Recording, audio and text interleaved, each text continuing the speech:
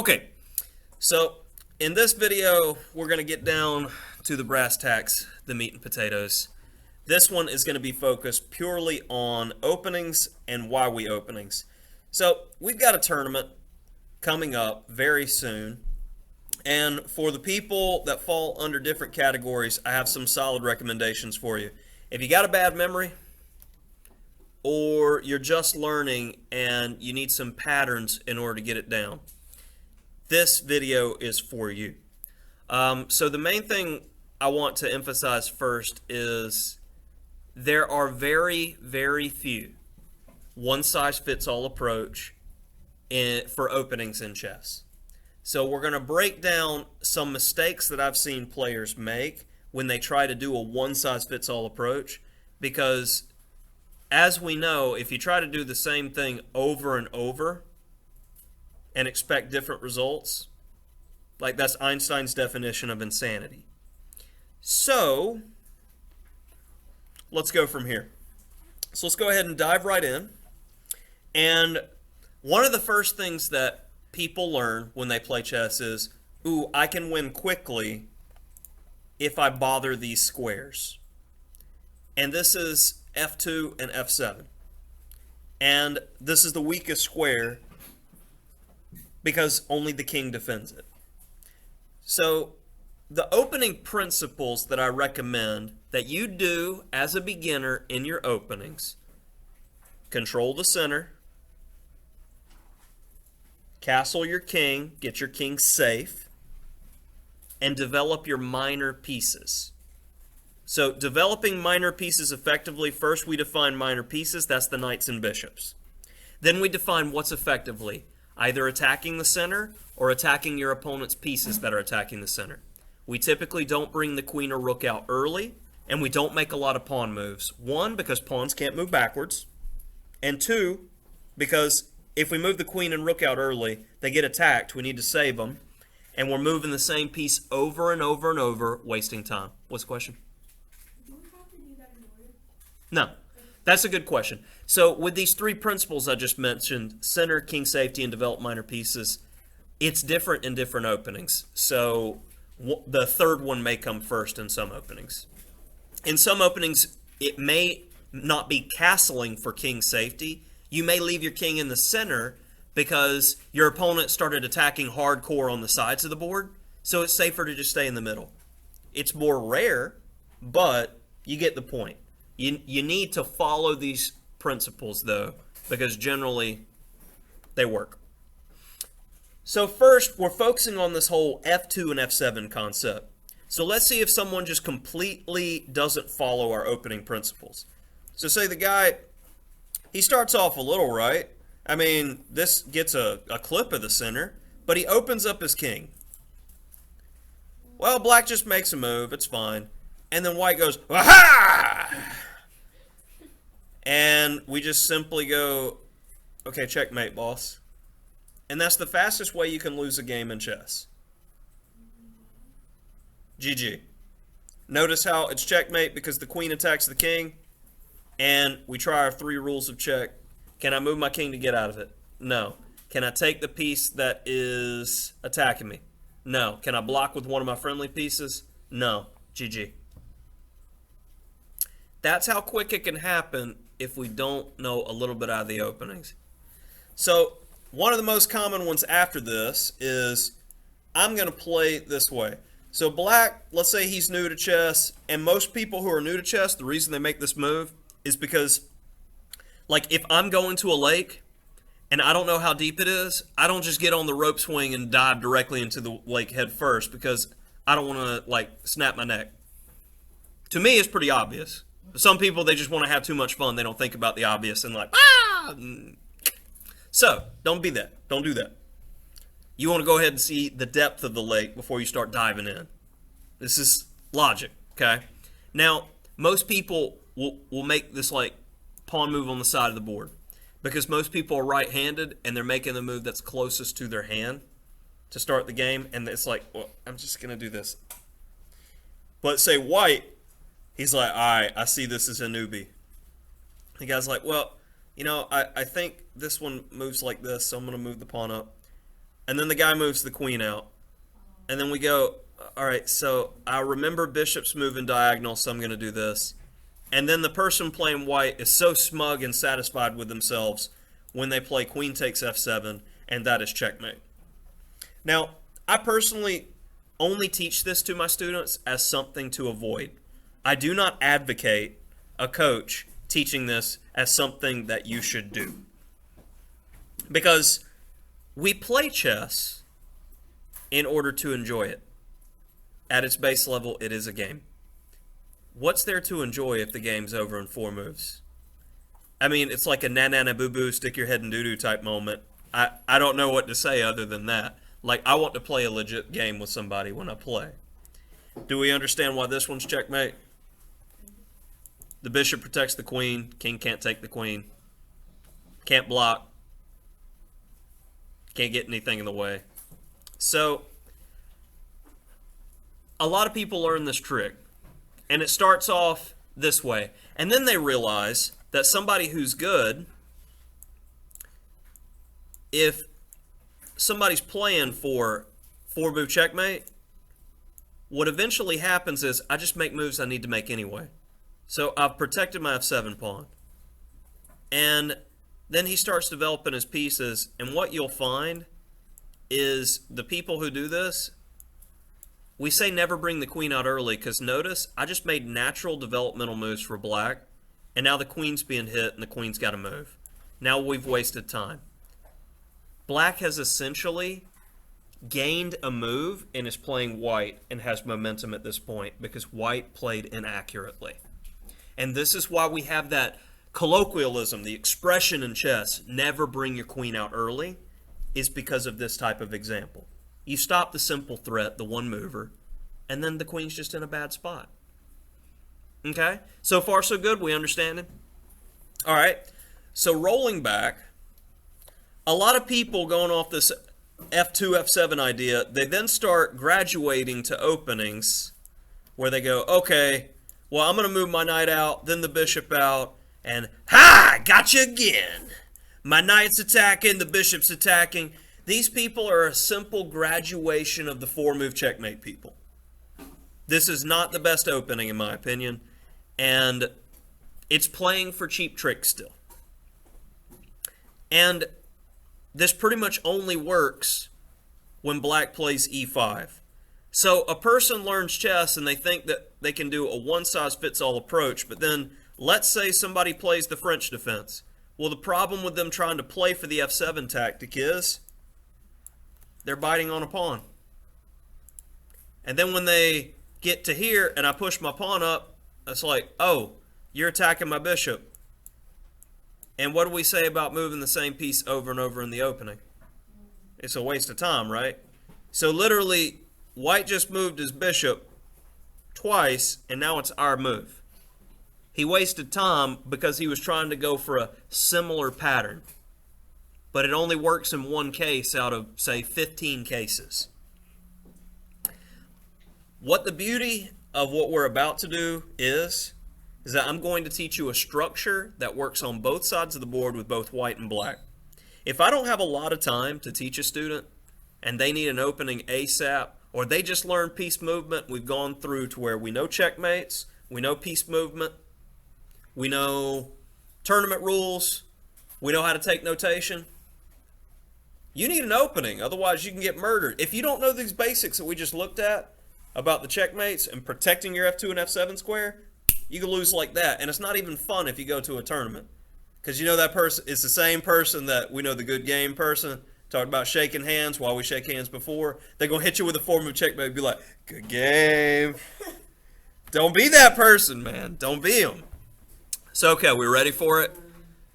You ready for me to mess your head up with some truths? Okay, let's get the truth. Okay. And we have a specialist of this opening in the room, so this is going to be appreciated. All right, now we're going to start with this move, and you go, well, Mr. Tillis, this doesn't have anything to do with the center. Yeah, I know. Just wait. So then say black, he wants to go for the center. Okay, we'll attack your pawn. We built a house to live in it. Rarely do we build a house and then our bishop comes out here to go camping. We don't have a nice house that we go home to and then want to like pitch a tent outside and chill. You know? Uh-huh. When you were first teaching that, you told us that the bishop should go like next to the pond. So why is it the bishop right there? I think you're remembering incorrectly because it's definitely we build the house and then live in it. And the main reason why is so the bishop is attacking through the center, and right now it's hitting a weakness. Okay? It's all about the center at the end of the day. Okay? Now, there are cases where the bishop develops elsewhere. Like, these are general things that I'm teaching you that will work in 95% of cases. Okay? Remember, chess rules are a lot like grammar rules. We say I before E except after C, but you can find a ton of words. Like, if you do a Google search for what words defy that rule, a list is going to pop up. Because it generally works. So, this generally works. Now, at this point, black goes, "Ah! You are attacking my pawn!"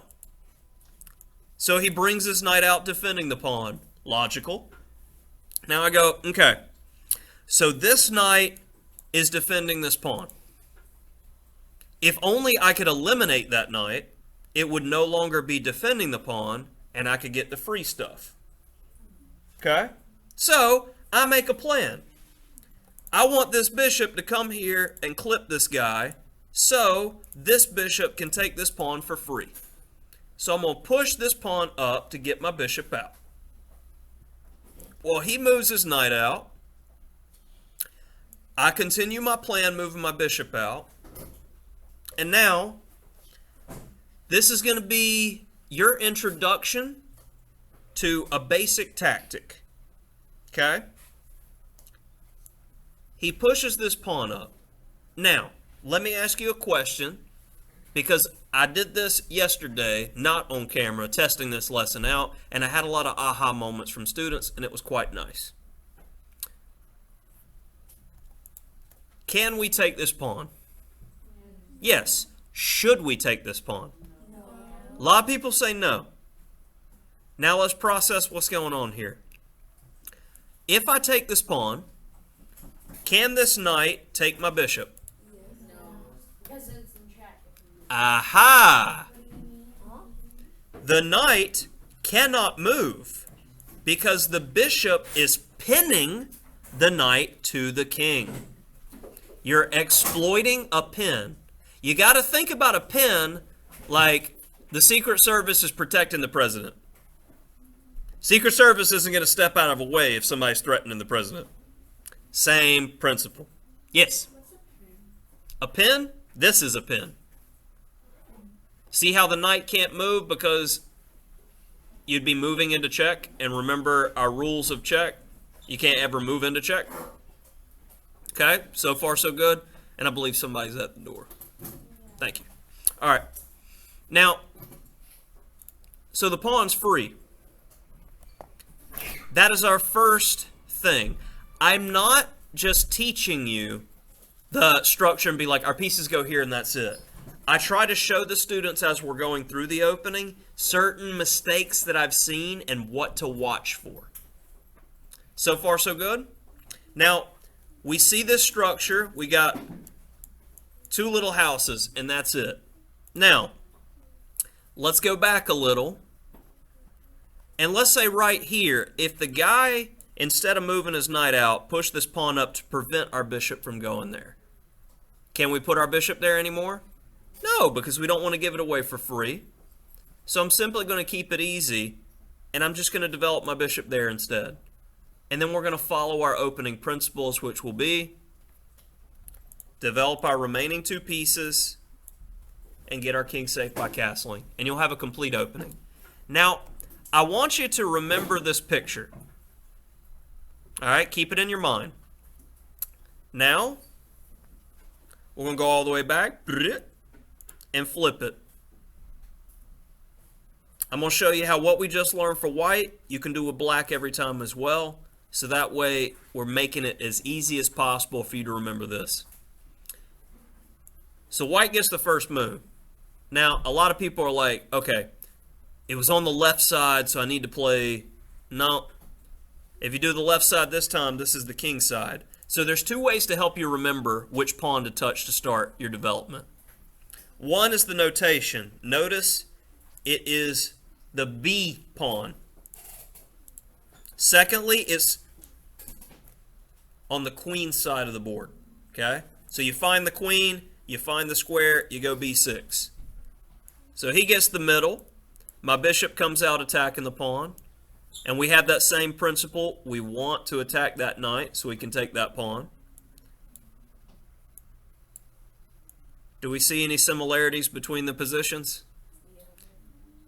Are you starting to see that it looks the exact same as what we looked at from the other side? He's in a pin. Good. We learned a new vocabulary word today. So, let me flip it around and do the instant replay again. Brit. So notice, it's the B pawn. Position. The only difference is when we start with this one, white will have an extra move. Okay? Now, how we go about learning this next? We'll do an activity when the video's done where I will write the notation because we learned how to read notation on the board. And it'll only be, say, 4 moves. And we're going to drill it a few times, then you're going to play games with it to get familiar. And by drill it a few times, I mean you don't drill something until you get it one time and you think you're good. You drill something until you can't forget it. Okay? And 4 moves is not a lot to remember. And this will literally protect you. So nobody's going to 4-move checkmate you or hit you with some nasty, ridiculous tactic out of the opening. Because to me, the old school thought process in chess, and when I wrote my book, I should have expressed this better because I was told by a very, very prominent chess person that I didn't know what I was talking about. They're like, well, you're not using the classical approach with teaching. I'm like, well, also, you have the privilege of working with chess players who only want to compete in tournaments, and they're not going to quit.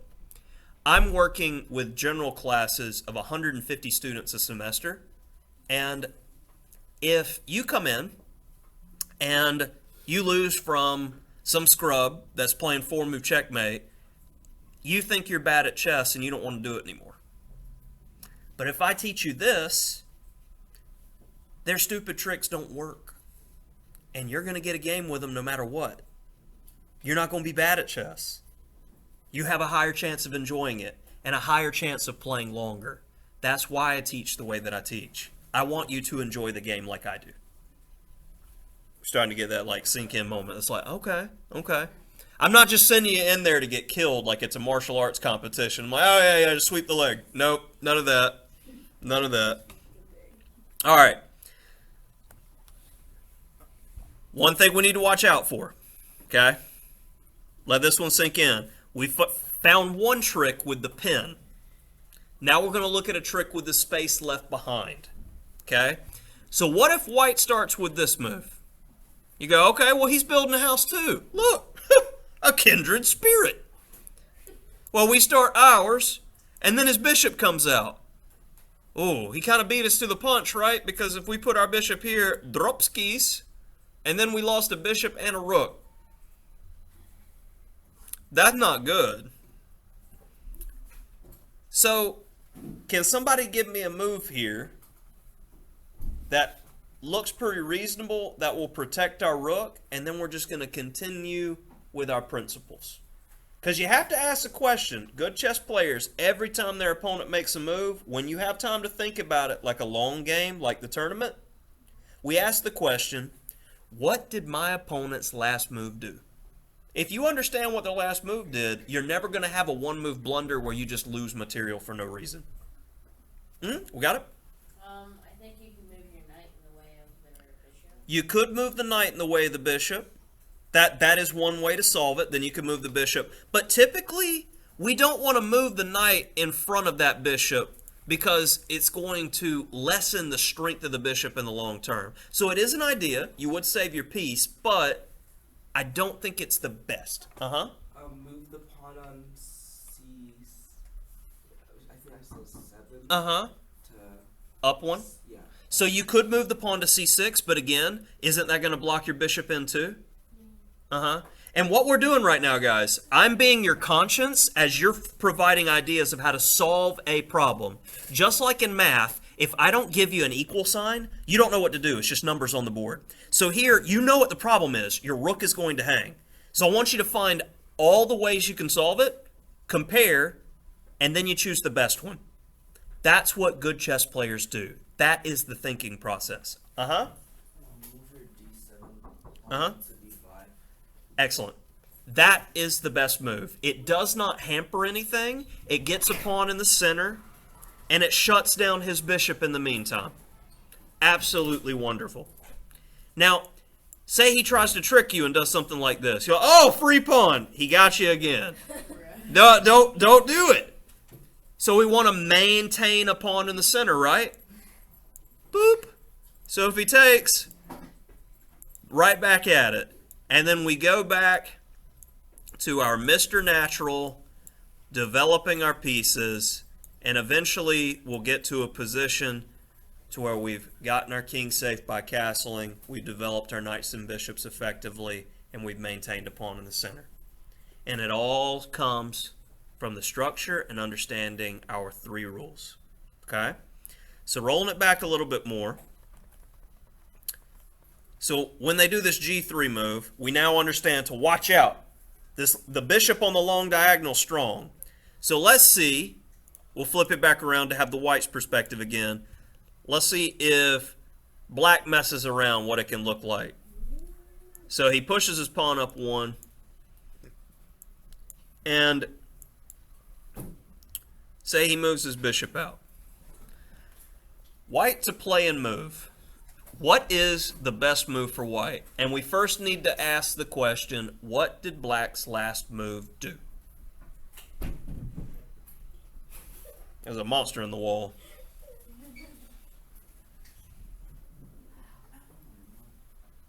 Okay. Uh-huh. d2 to d4. D2 to D4 is a reasonable move. It gets a pawn in the center, but it does not ask the question. Black's last move was bishop F8 to bishop E7. Something changed in the position when he moved his bishop there. What was that bishop doing? Trying to get you. He locked off your bishop. Okay. If he kept his bishop there, if you attack the pawn on g7, he could have taken the bishop. Excellent. When his bishop's on its starting square, it's defending this pawn. Since he's moved his bishop, is that pawn now free? Nothing he can do about it. And now, the rook is going to fall too. And you already have a winning advantage to start the game. But you need to know to look for these things. We first learn the structure, and then we learn the ideas behind our opening. And if you follow our principles at that point, I'm not teaching you a lot of theory. I'm just teaching you 4 moves of memorization, 2 ideas, and then the rest of it is our 3 principles. Center, king safety, minor piece development. Okay? To continue this video, for bonus content, you can take a look at a video I made, I want to say like almost 4 years ago now. If you look up on Palm Beach Chess, the Nimzo Larsen opening, I did a 9.5-minute video where I went in depth into this, where it's like it analyzes a game from Nimzovich, it was a classical game in chess. It shows exactly what to do, and it flows throughout. So I'd highly recommend that one as a follow-up to this video. Thank you for watching.